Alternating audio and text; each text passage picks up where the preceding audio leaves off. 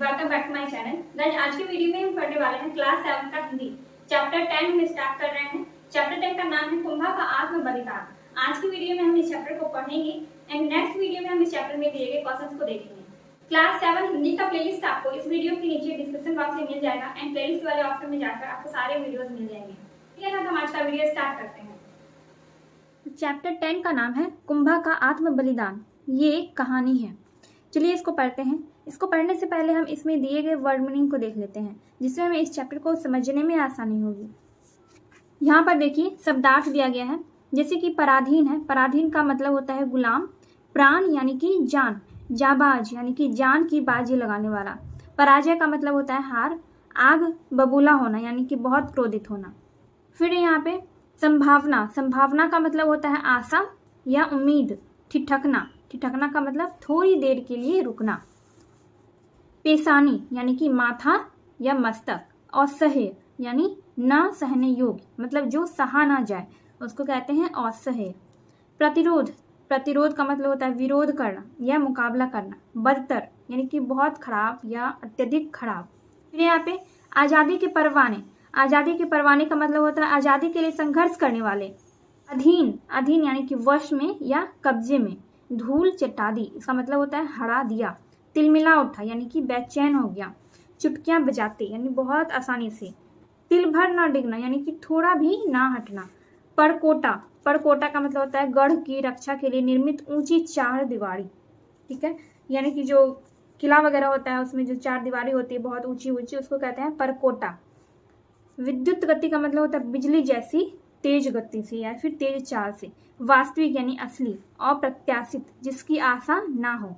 गौरवपूर्ण यानी कि सम्मान से युक्त, महत्वपूर्ण। चलिए अब हम कहानी को पढ़ते हैं। आजादी किसे प्रिय नहीं होती। मनुष्यों की तो बात ही क्या, पशु पक्षी भी पराधीन रहना पसंद नहीं करते, लेकिन कभी कभी इस प्रिय आजादी की रक्षा के लिए प्राण भी न्यौछावर करने पड़ते हैं।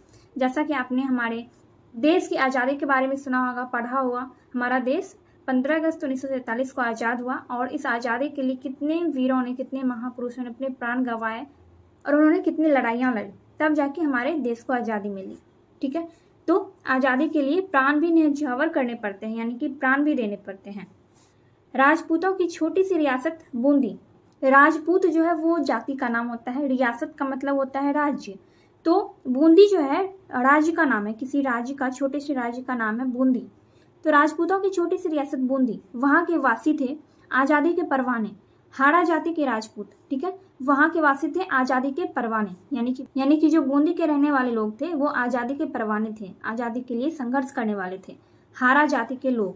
बूंदी एक छोटी सी रियासत थी और वहाँ के हाड़ा जाति के लोग आज़ादी के परवाने थे। परमवीर, नितांत स्वाभिमानी। ठीक है, वो क्या थे, बहुत वीर थे।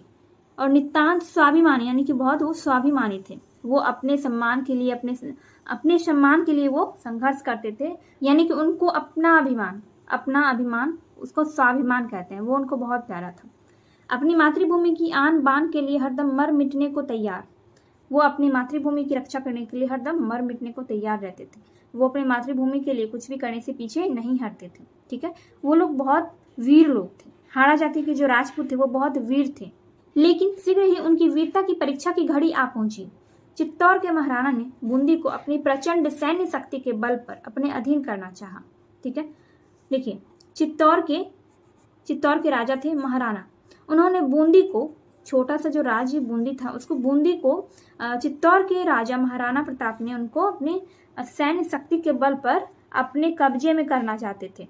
सैन्य शक्ति आप समझते होंगे, प्रचंड सैन्य शक्ति मतलब वो अपनी विशाल सेना के साथ, विशाल सैन्य शक्ति के साथ वो उस राज्य को अपने अधीन करना चाहते थे। ठीक है, बूंदी के हाड़ा राजपूतों ने डटकर युद्ध किया। बूंदी के जो हाड़ा राजपूत थे उन्होंने उन सबका डटकर युद्ध किया और राणा को इस युद्ध में मुंह की खानी पड़ी, यानी कि महाराणा प्रताप जो थे उनको इस युद्ध में उनकी पराजय हो गई, कि वो इस युद्ध में हार गए। किससे, हाड़ा राजपूतों से। ठीक है, हाड़ा राजपूत बहुत वीर थे, तो राणा इस युद्ध में हार गए। अब देखिए, बूंदी की छोटी सी रियासत के उन जाबाज सपूतों ने चित्तौड़ के शक्तिशाली राणा को धूल चटा दी। धूल चटाना यानी हरा देना। इस अपमानजनक पराजय से राणा तिलमिला उठे। पराजय का मतलब मैंने आपको बताया, हारना। तो इस अपमानजनक पराजय से राणा तिलमिला उठे। वो बहुत ज्यादा क्रोधित हो गए। वो क्रोध से आग बबूला होकर प्रतिज्ञा कर बैठे, जब तक बूंदी पर अपना झंडा नहीं फहरा दूंगा तब तक एक बूंद पानी भी नहीं पीऊंगा। अब उन्होंने गुस्से में ये प्रण कर लिया कि जब तक मैं बूंदी पर अपना झंडा नहीं फहरा दूंगा, यानी कि जब तक मैं बूंदी को अपने कब्जे में नहीं कर लूंगा तब तक एक बूंद भी पानी का नहीं पीऊंगा। ठीक है, उन्होंने अपने आप में ये प्रण लिया। अब यहाँ पर है, बूंदी छोटा सा राज्य सही, पर उसे चुटकियां बजाते तो जीता नहीं जा सकता था। बूंदी एक छोटा सा राज्य भले ही था, लेकिन उसको इतनी आसानी से कोई जीत नहीं सकता था। जल्दबाजी में बिना पूरी तैयारी किए युद्ध करने पर चित्तौड़ को फिर पराजय का मुंह देखना पड़ता। पूरी तैयारी और युद्ध में काफी समय लगने की संभावना थी। ठीक है, अगर वो लोग फिर से जल्दबाजी में युद्ध की बिना तैयारी किए वो लोग अगर बूंदी पर फिर से आक्रमण करने जाते तो उन्हें फिर से हारना पड़ता। युद्ध की पूरी तैयारी करने में बहुत समय लग जाता और उनके पास इतना समय नहीं था। वहाँ के जो सैनिक थे, चित्तौड़ के सैनिक, उनके पास इतना समय नहीं था, क्योंकि चित्तौड़ के राजा ने यह प्रण ले लिया था कि जब तक मैं बूंदी पर अपना झंडा नहीं फहराऊंगा तब तक मैं एक बूंदी पानी का नहीं पीऊंगा। तो युद्ध की पूरी तैयारी करने में बहुत टाइम लग जाता और तब तक राजा को ऐसे नहीं रख सकते थे। ठीक है, यानी कि वो बिना खाए पिए नहीं रह सकते थे। इसलिए ऐसी स्थिति में राणा की प्रतिज्ञा का क्या हो। राणा अपनी प्रतिज्ञा से तिल भर भी डिगने को तैयार ना थे। वो अपनी प्रतिज्ञा को तोड़ने वाले नहीं थे। सोच विचार करने के बाद एक मंत्री को यह उपाय सूझा कि बूंदी का एक नकली किला बनाया जाए और राणा उसे जीतकर अपनी प्रतिज्ञा पूरी करे। ठीक है, तो चित्तौड़ के एक मंत्री को ये उपाय सूझा कि बूंदी का एक नकली किला बनाया जाए और उसी को जीतकर राजा अपनी प्रतिज्ञा पूरी कर लेंगे। ठीक है, फिर अन्न जल ग्रहण कर लें, बाद में भली भांति तैयारी करके बूंदी का असली किला जीता जाए। तो उन्होंने क्या सोचा? उन्होंने सोचा कि बूंदी का नकली किला बना लेते हैं और राजा उसी को जीतकर अपना प्रण, अपना प्रतिज्ञा पूरा कर लेंगे और अन्न जल ग्रहण कर लेंगे। बाद में अच्छे से युद्ध की तैयारी करके बूंदी के असली किले को जीत लेंगे। उसके बाद क्या होता है, यह उपाय सबको पसंद आया। ये मंत्री ने जो ये उपाय सुझाया, ये उपाय सबको अच्छा लगा। जो बाकी के मंत्री थे, जो दरबारी लोग थे, सबको ये उपाय अच्छा लगा। फिर तो तुरंत एक मैदान में बूंदी का नकली किला बनाया जाने लगा। तभी चित्तौड़ की सेना का एक हाड़ा सैनिक जंगल से शिकार खेलकर लौटा। किला देखकर वह ठिठक गया। ध्यान से देखकर बोला, आहा, कितनी सुंदर कारीगरी है। ठीक वैसा ही द्वार, वैसा ही परकोटा, वैसे ही बुर्ज बूंदी के किले की हूबहू नकल की गई है। मेरी मातृभूमि बूंदी, तुझे प्रणाम है। यह कहकर उसने उस किले के सामने अत्यंत सम्मान से सिर झुका दिया। ठीक है, जब बूंदी का नकली किला बनाया जाने लगा तो उसी समय जंगल से शिकार खेलकर एक सैनिक लौट रहा था, जो कि एक हाड़ा सैनिक था। ठीक है, हाड़ा राजपूत का एक सैनिक था और वह किला बनते देखकर वो ठिठक कर रह गया। मतलब वो कुछ देर के लिए रुक गया। ठीक है, ठिठकना का मतलब हमने क्या देखा था, थोड़ी देर के लिए रुकना। तो वो थोड़ी देर के लिए रुक गया और ध्यान से देखने लगा। उसने कहा कि कितनी सुंदर कारीगरी है। वो खुद से कहने लगा कि कितनी सुंदर कारीगरी है। ठीक वैसा ही द्वार और वैसा ही परकोटा। परकोटा आपने देखा, जो चार दीवारी होता है उसको परकोटा कहते हैं। तो वैसा ही द्वार, वैसा ही परकोटा और वैसा ही बुर्ज बूंदी के किले की हूबहू नकल की गई है। ये सब उसने सोचा और उसके बाद उसने अपनी मातृभूमि को सलाम किया। उस किले के सामने सम्मान से सिर झुका दिया। अब देखिए, लेकिन सैनिक का कौतूहल शांत नहीं हुआ। उसके मन में एक प्रश्न घूमता रहा, आखिर बूंदी का यह नकली किला यहाँ क्यों बनाया जा रहा है। अब वो ये सोचने लगा कि बूंदी का नकली किला यहाँ पर बनाया क्यों जा रहा है।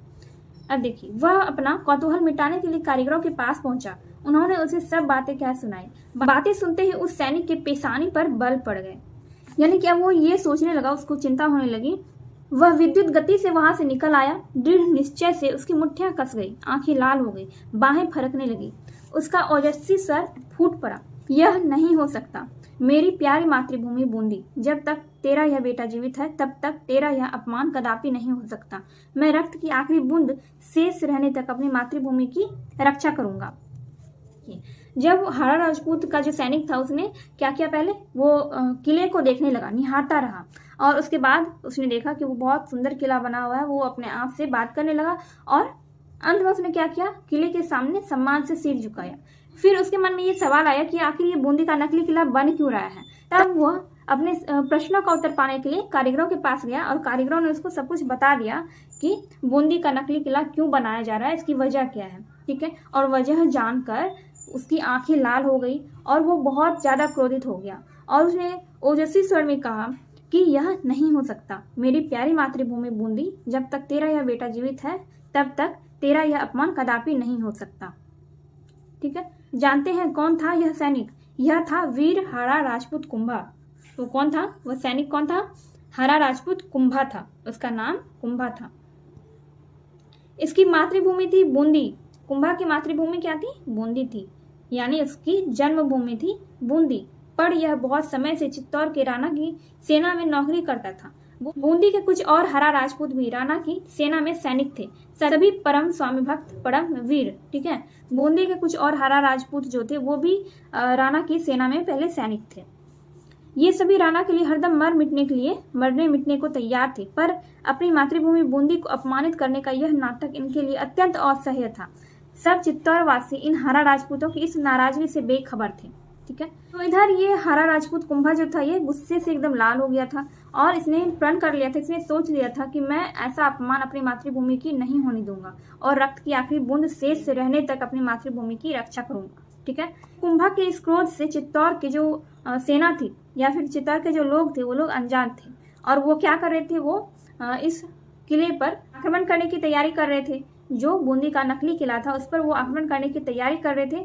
तो वो राजा के साथ किले की तरफ ही आ रहे थे। कौन? चित्तौड़ की सेना और चित्तौड़ के जो मंत्री थे जिन्होंने ये प्लानिंग की थी कि बूंदी के नकली किले पर ही राजा क्या करेंगे, आक्रमण करके उसको अपने कब्जे में कर लेंगे और फिर बाद में युद्ध की तैयारी करने के बाद बूंदी के असली किले को जीतेंगे।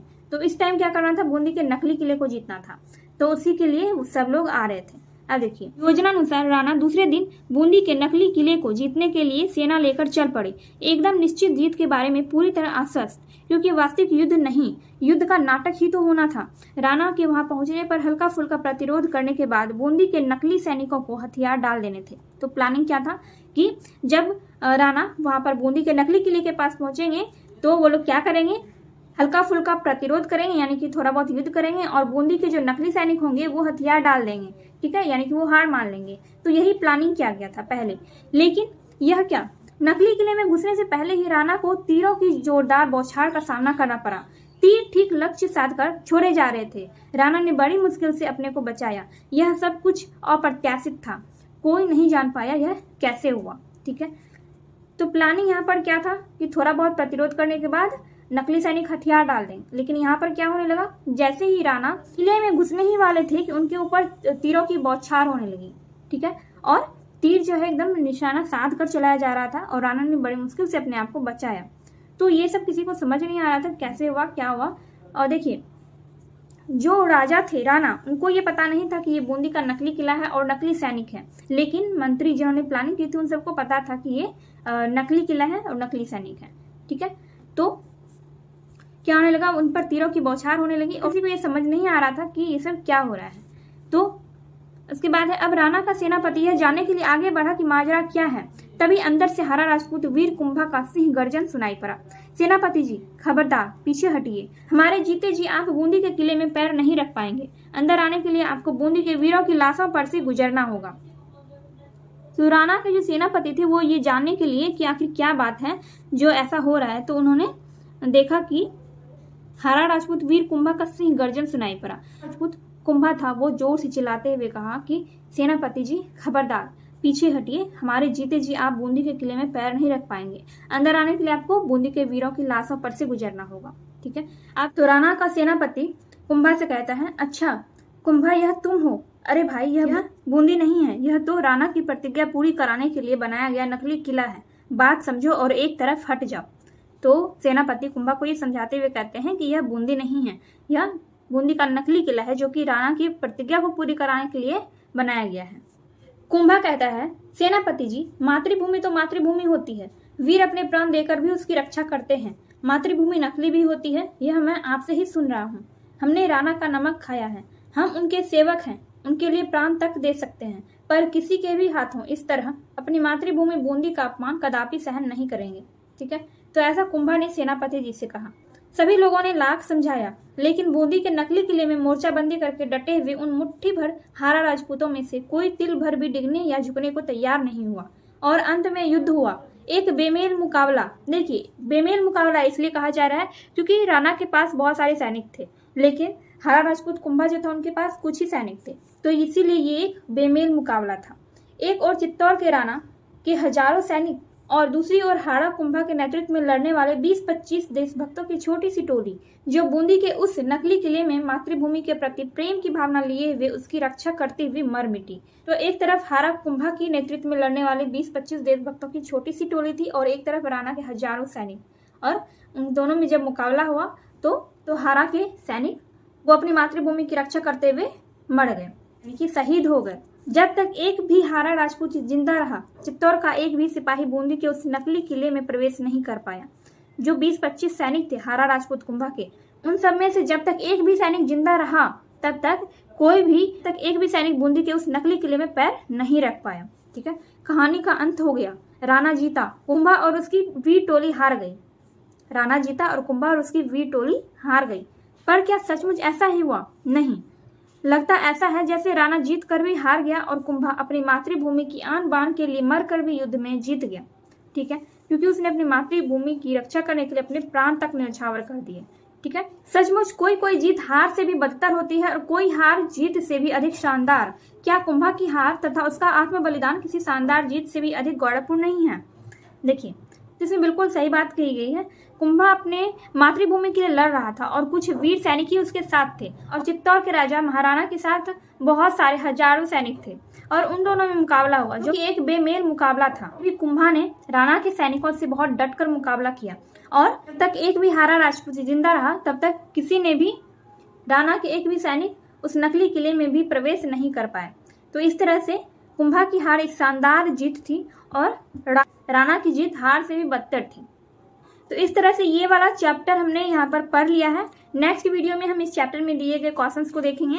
एंड ये वीडियो अगर आपको थोड़ी सी भी हेल्पफुल लगी हो तो वीडियो को लाइक कीजिए, कमेंट कीजिए एंड अपने दोस्तों के साथ वीडियो को शेयर कीजिए।